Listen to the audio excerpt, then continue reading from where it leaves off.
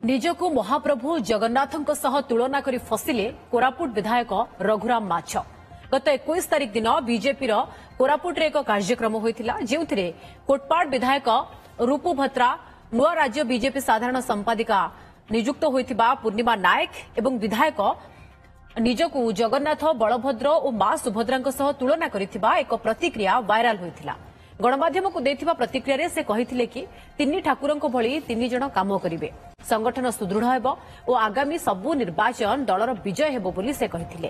ଏହାକୁ ନେଇ ବିଜେଡି ନେତା ରଘୁରାମ ପୋଡାଲ ସିଧା ବିଧାୟକଙ୍କୁ ନିଶାନା କରିଥିଲେ। ଅପରପକ୍ଷେ ଘଟଣାକୁ ନେଇ ଆଜି ପ୍ରତିକ୍ରିୟା ରଖିଛନ୍ତି ରଘୁରାମ ମାଛ। ସବୁ ଅଭିଯୋଗକୁ ଖଣ୍ଡନ କରିବା ସହ ବିରୋଧୀଙ୍କୁ ସେ ପାଲଟା ନିଶାନା କରିଛନ୍ତି।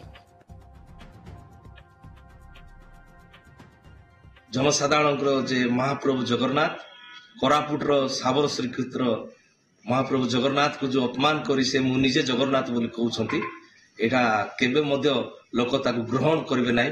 तेणु करी मु आकू घोर निंदा करूची आउ जता शीघ्र जगन्नाथ पर क्षमा मागंतु, नले लोक ताकू केबे मध्य क्षमा देबे नाही।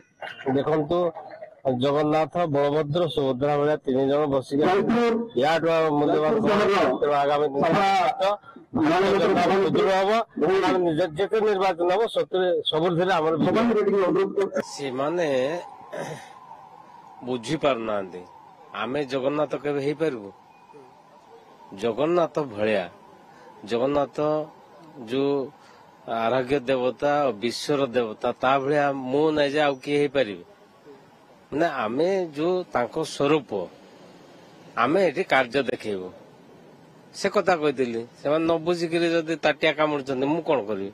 संपर्क तांको भलिया हमर संपर्क रहइबो, तीन जन संपर्क रहइबो आउ आमे किभली भारतीय जनता पार्टी को एठी सुदृढ़ करि पारिबो, विकास करिबो। से कथा कहले से माने अलगा कथा बुझछन।